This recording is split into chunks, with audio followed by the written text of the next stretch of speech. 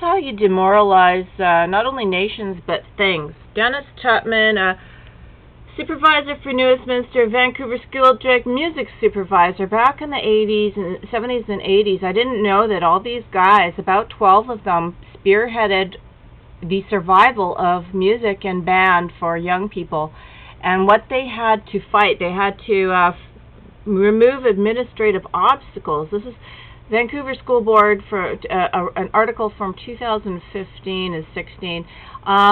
They got in 1992.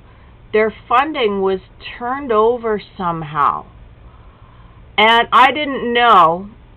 Okay, I didn't know how difficult it was in British Columbia.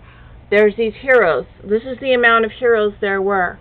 But they're all old and retired now. One of them, Bob Crispin, is a principal in Mesa, California, Arizona. This is the kind of music I remember them playing. My brother played trumpet, and this is something else. But I mean, this is the kind of stuff they would have the children doing. And what's interesting is that the government put an end to it in 1992.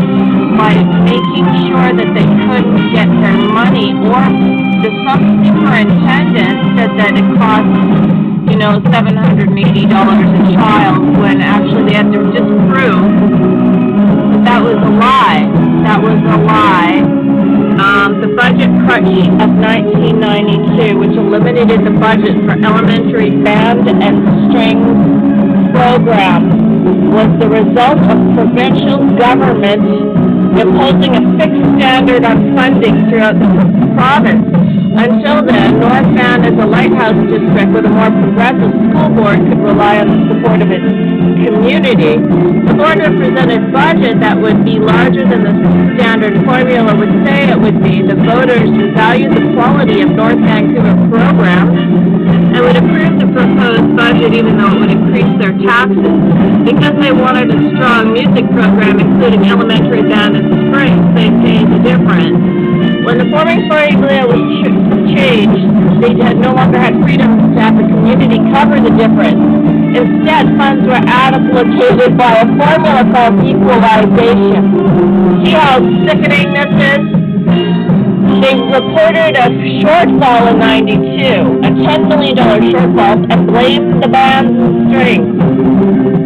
It was on the chopping block. Law learned that the superintendent had told the parents' meeting that the elementary band and strings program cost the district close to $750 per child. Bob reviewed the figures and showed that when all was taken into account, the cost was actually only $137 per child. When the district went through a similar budget crunch, parents paid a fee of $30 per child, blah, blah, blah, in the mid-80s. What I'm trying to say is, by 1992, participation in the Handsworth Family Schools, what I'm trying to say is this.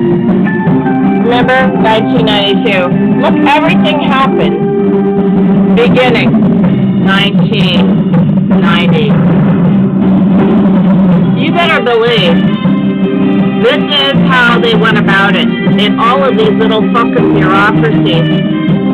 Since when have you heard a high school band performing? Now, this is a police symphony. That's different. These are adults. But I'm talking about high school band.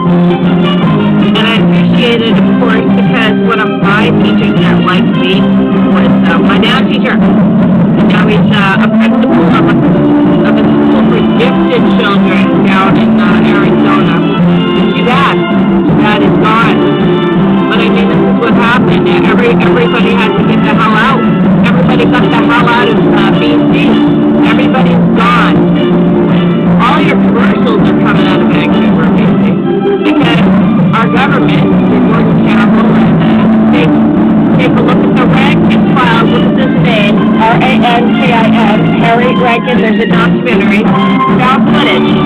You'll see history all over the world. Vancouver is ground zero for the rest of you guys, so you don't want it to go from Shangri-La to shithole, okay?